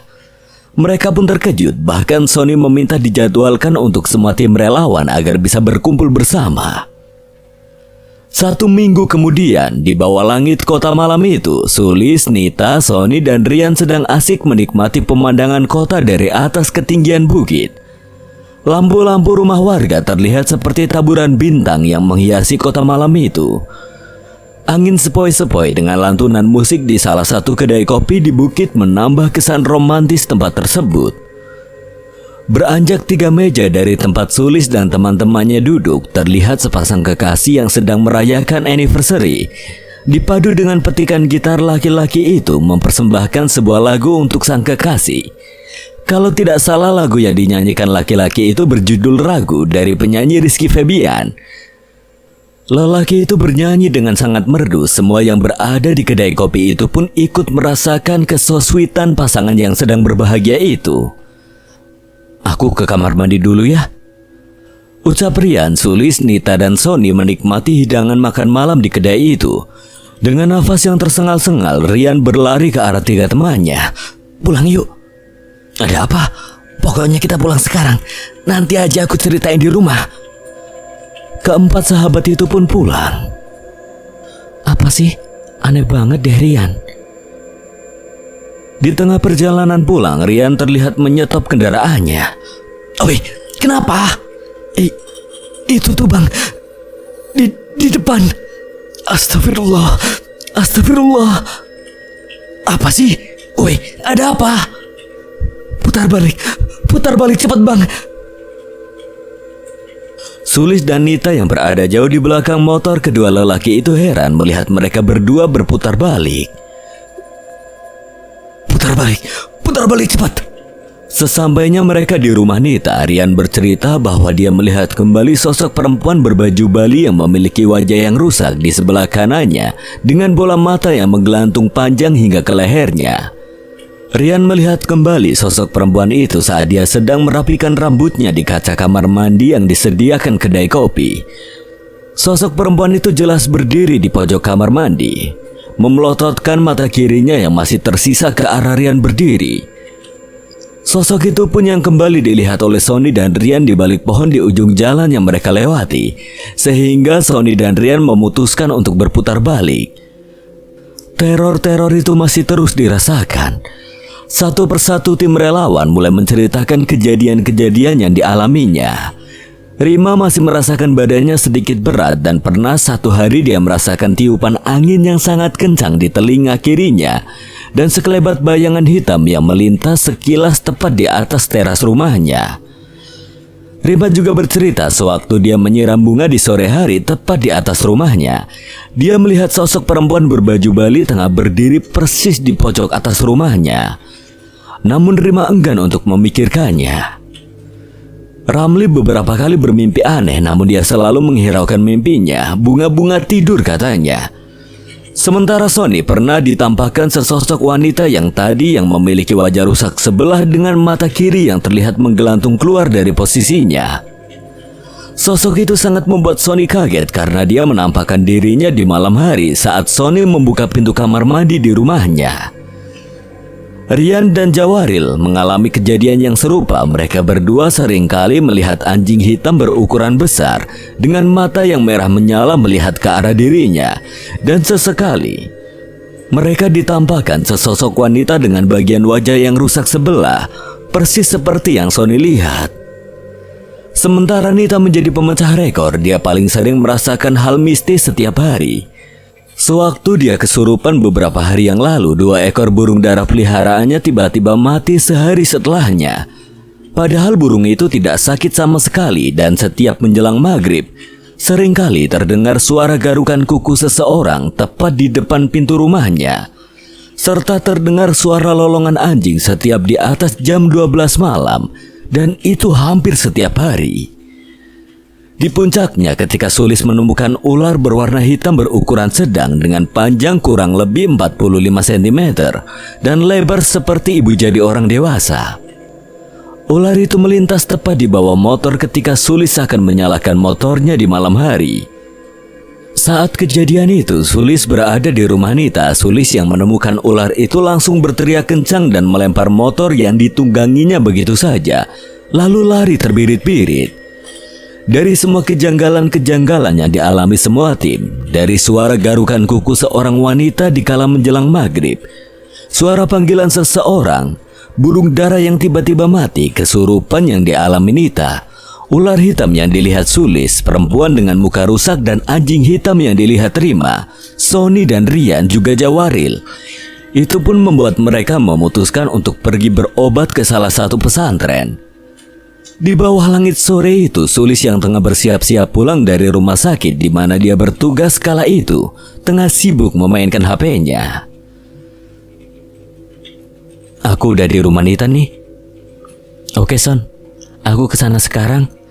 Sesampainya di rumah Nita, terlihat Rian dan Sony sedang menikmati secangkir kopi di bergua depan rumah Nita. Loh, mana yang lain? Hanya kita berdua aja, Mbak. Bang Indra sedang pergi bersama istri dan anaknya. Jawaril sedang bekerja, sementara Rima dan Bang Ramli sedang ada keperluan mendadak katanya. Oke lah. Kak Nita mana? Dia di dalam sedang beberes. Sekarang hari apa ya, Son? Kamis. Kamis? Berarti malam Jumat dong. Nita yang terlihat sudah siap dengan ransel kecil di bahunya mulai keluar dan berjalan pelan menuju Beruga di mana teman-temannya sudah menunggu. Wajahnya terlihat sedikit pucat, kantung matanya hitam dan badannya terlihat sedikit kurus.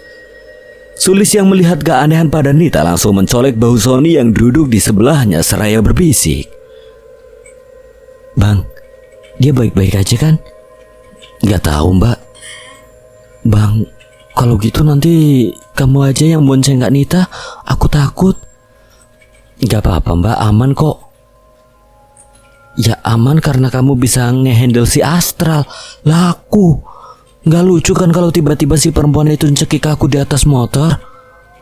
Ayo jalan biar cepet sampai. Bang Son, hati-hati ya, pelan-pelan bawa motornya. Takutnya dia pingsan di jalan. Keempat sahabat itu berencana mengunjungi pesantren di mana Ustadz yang kata Sony bisa mengusir jin, iblis dan semacamnya itu. Bang Son, kok aku ngantuk ya? Iya sama Mbak. Kok saya juga tiba-tiba ngantuk ya? Terdengar suara klakson mobil yang sangat kencang tepat dari arah kanan depan motor Sony. Astagfirullahaladzim. Bang, hati-hati. Sony yang terlihat mengantuk hampir saja membahayakan dirinya. Dia terlihat seperti ingin mempasrahkan dirinya ditabrak oleh mobil di depannya. Tak membutuhkan waktu yang lama, 1 jam mereka dalam perjalanan. Akhirnya mereka berempat telah sampai di pesantren milik Ustadz yang dikenal Sony. Jadi bagaimana ceritanya? Apa yang bisa saya bantu? Keempat sahabat itu mulai bercerita secara bergiliran tentang kejadian-kejadian yang mereka alami setelah pulang dari Sumbawa. Pak Ustadz itu menekan ujung kaki ibu jari kanan Nita, namun Nita tidak merasakan apapun.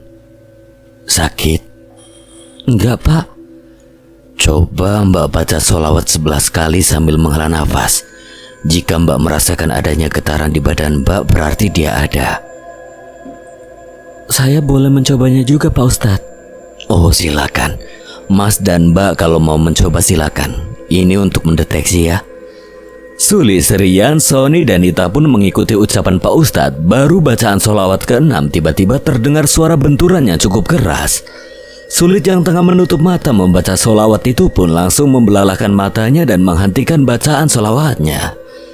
Tepat di samping kanan Sulis duduk, terlihat Nita yang sedang tergeletak tidak sadarkan diri. Sulis yang terkejut mendengar suara dentuman itu langsung berlari menjauh dari Nita. Assalamualaikum. Siapa ini? Ada apa kamu memanggil-manggil saya? Saya hanya mau tahu, ada kepentingan apa Anda dengan pemilik tubuh ini? Saya mau dia mati. Loh, nggak gitu dong. Yang atur hidup dan mati manusia itu hanya Tuhan. Kamu iblis nggak bisa ngatur itu. Alah, berisik kamu. Kamu siapa? Kita kenalan dulu boleh? Kalau kamu tidak mau kenalan, kamu keluar sendiri ya? Atau saya paksa kamu keluar? Silakan saja kalau kamu bisa. Nita mencekik lehernya, urat-urat di wajahnya mulai terlihat, tangannya mengeras. Matanya melotot menghadap lampu di atasnya. Sony, Rian, dan santri yang ada di pesantren itu langsung berlari ke arah Nita sambil meraih kedua tangan Nita agar tidak mencekik dirinya sendiri. Pak Ustadz membacakan doa-doa tepat di depan Nita sembari memegang tasbih di tangan kanannya. Iblis yang mendengarkan bacaan ayat-ayat Al-Quran itu langsung mengerahkan tenaganya dengan sekuat tenaga sehingga membuat 4 orang yang memegang tangan Nita terpental mengenai meja dan tembok di sebelahnya. Sulis yang ketakutan hanya bisa terdiam melihat dari kejauhan. Tubuhnya bergetar, sekujur badannya dingin seperti es. Siapa kamu? Iblis itu tidak mau bergeming, dia terus menari memainkan kepala dan tangannya dengan lincah. Pak Ustadz terus melantunkan ayat-ayat suci Al-Quran dengan lantang sembari menggulirkan tasbih di tangan kanannya. Nita terlihat mulai kesakitan. Sulis yang memperhatikan dari kejauhan terlihat kebingungan dan ketakutan. Mengapa dia bisa bahasa Bali?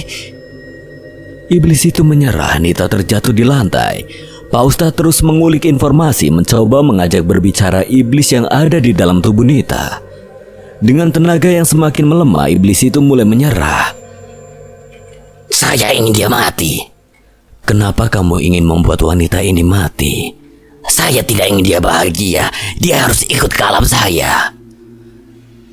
Sudah berapa lama kamu di tubuh wanita ini? Sudah terlalu lama. Sudah 2 tahun saya mengikutinya. Kenapa kamu ingin sekali wanita ini masuk ke alammu? Kesalahan apa yang pernah dia perbuat? Banyak tanya kamu laki-laki tua. Iblis itu mulai mengumpulkan lagi tenaganya. Mulut Nita terlihat komat kamit, entah apa yang dia baca. Beberapa kali terdengar suara lolongan anjing keluar dari mulut Nita. Pak Ustadz terus berusaha melawan iblis itu. Telapak tangannya menyentuh jidat Nita. Keempat lelaki di ruangan itu memegangi tubuh Nita dengan kuat. Wajah Nita memerah. Urat-urat di leher dan wajahnya semakin terlihat jelas. Ambilkan air. Istri Pak Ustadz pun langsung berlari ke arah dapur dan mengambilkan sebotol air putih. Ini Mbak airnya, kasih ke Pak Ustadz. Ini Pak Ustadz airnya. Belum saja Pak Ustadz mengeratkan genggamannya di botol itu, Sulis sudah melepaskannya. Botol itu pun terjatuh dan menggelinding jauh. Sulis yang nampak ketakutan langsung mencari botol yang terjatuh itu dengan badan yang gemetar. Suasana di dalam ruangan itu sangat mencekam. Pak Ustadz dan iblis yang ada di tubuh Nita itu seperti sedang beradu pedang. Keempat lelaki yang memegang badan Nita juga tak henti-hentinya membaca ayat kursi. Rian terlempar jatuh persis di sebelah Sulis yang sedang merangkak mengambil botol air yang terjatuh di dekat meja. Dengan cepat Sulis mengambil botol air itu lalu melemparkannya ke arah Rian. Ini kasih Pak Ustadz. Azan maghrib berkumandang. Nita terlihat mundur menempatkan dirinya di pojok ruangan. Dia menutup kedua telinganya dengan sangat keras. Ini kesempatan kita. Kita paksa dia keluar sekarang. Siapa kamu? Saya tidak akan menyakitimu asalkan kamu mau keluar dari tubuh wanita ini. Ampun, ampun. Apa saja yang sudah kamu lakukan pada wanita ini? Saya hanya ingin dia mati, namun dia selalu saja lolos dari saya. Jawab saja, apa saja yang sudah kamu lakukan? Tadi saya mencoba membuat dia dan temannya mengantuk saat perjalanan ke sini, namun dia berhasil selamat. Apalagi, sudah terlalu banyak. Apalagi, kalau kamu tidak mau bicara, saya akan membuat kamu lebih kesakitan dari apa yang kamu rasakan hari ini. Saya pernah mencoba menjatuhkan dia di atas jurang saat di hutan dan pernah mencoba mendorong dia dan teman-temannya. Sewaktu melewati sungai, lagi-lagi saya gagal mencelakakannya hingga saya mengirim ular dan anjing. Sulis yang berdiri di balik jendela ruangan mendengar jawaban si iblis jahat merasa kesal. Sekujur tubuhnya merinding dan tanpa sadar dia meremas kuat tangan istri Ustadz di sampingnya. Dasar setan iblis jahanam, berarti ular yang aku lihat itu adalah perbuatannya. Mbak, maaf tangan saya sedikit sakit. Maaf Bu, maaf. Aku tidak sengaja.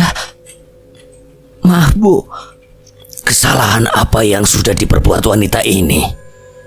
Iblis itu hanya terdiam sambil melenggak-lenggok lincah. Pak Ustadz terus mengerahkan tenaganya dibantu beberapa santri di ruangan itu. Lantunan ayat-ayat suci Al-Quran terus terdengar.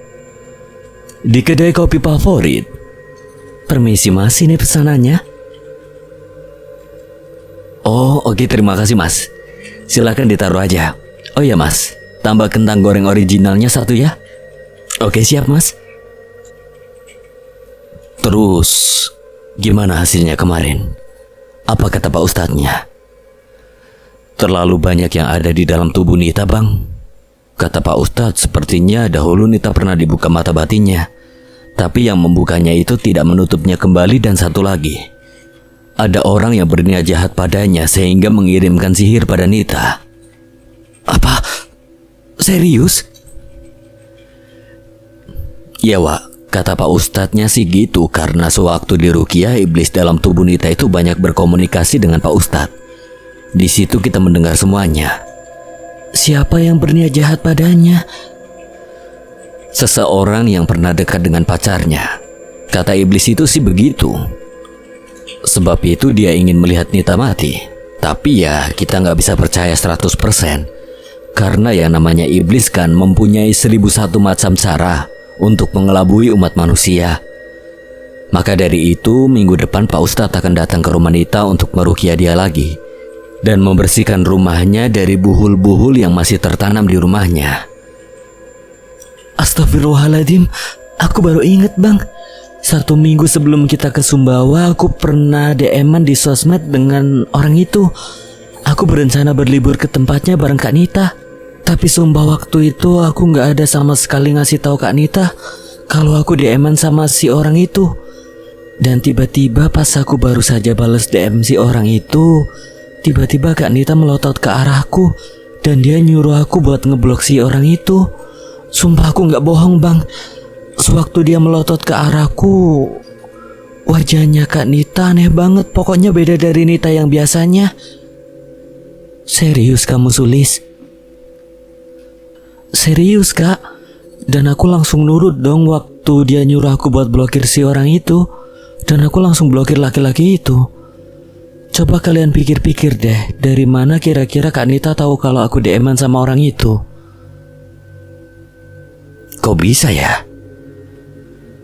Berarti benar kata Pak Ustadz itu, iblis yang ada dalam tubuh Nita itu adalah kiriman dari si wanita penari itu. Jadi sepertinya dia sudah menyatu dalam tubuh Nita sehingga apapun yang Nita lakukan, pasti dia mengetahuinya dan mungkin laki-laki itu juga diikuti.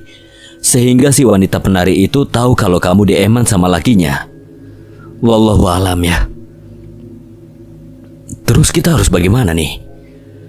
Begini aja, minggu depan kan Pak Ustadz minta izin untuk mengunjungi rumah Nita dan melanjutkan pengobatannya.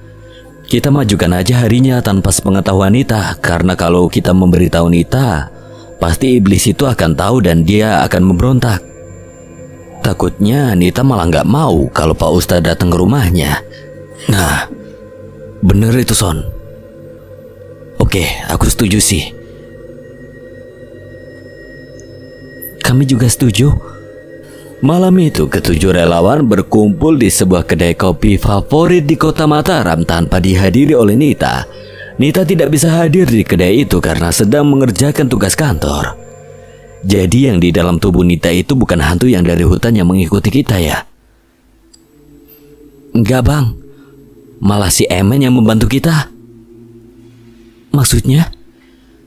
Jadi sewaktu di jurang pas di penanjakan si Emen, iblis dari si wanita penari itu yang sebenarnya ingin mencelakakan kita dan mendorong kita dari atas jurang, tapi si Emen yang menghalau. Si Emen yang meminta bantuan si tante-tante cantiknya untuk menghalau mobil kita agar tidak melintasi tanjakan.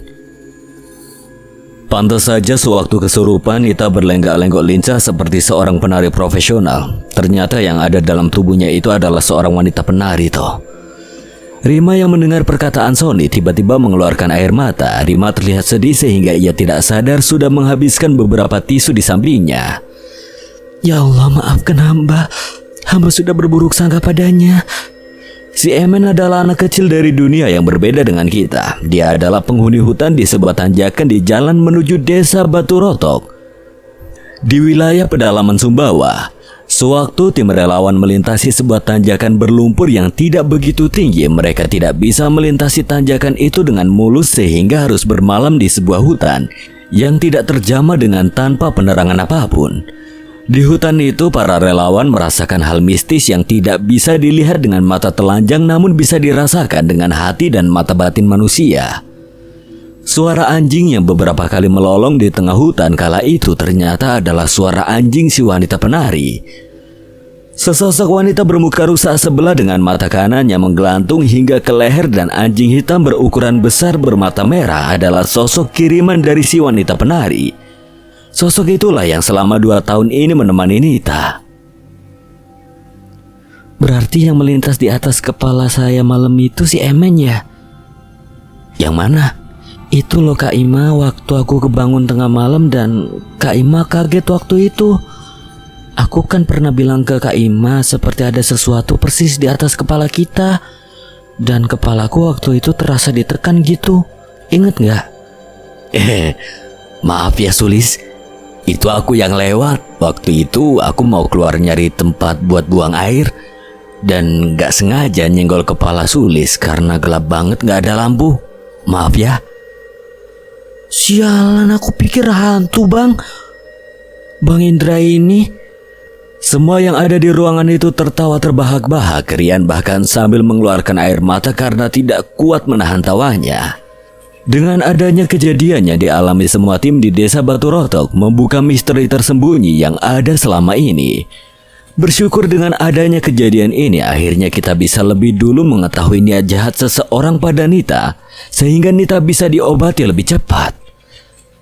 Oh iya guys, kemarin Pak Mansur ngirim pesan ke aku, katanya titip salam buat teman-teman.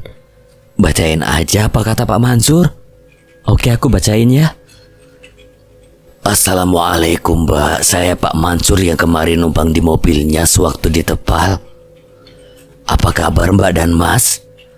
Sewaktu pulang kemarin saya nungguin Mas sama Mbak di rumah. Saya pikir Mbak akan pulang melewati Tepal. Ternyata saya tunggu-tunggu tidak ada lewat. Padahal istri saya udah membungkuskan kopi buat Mas dan Mbak semua. Titip salam buat semua teman-temannya ya Mbak. Semoga kita bisa ketemu lagi. Wassalamualaikum.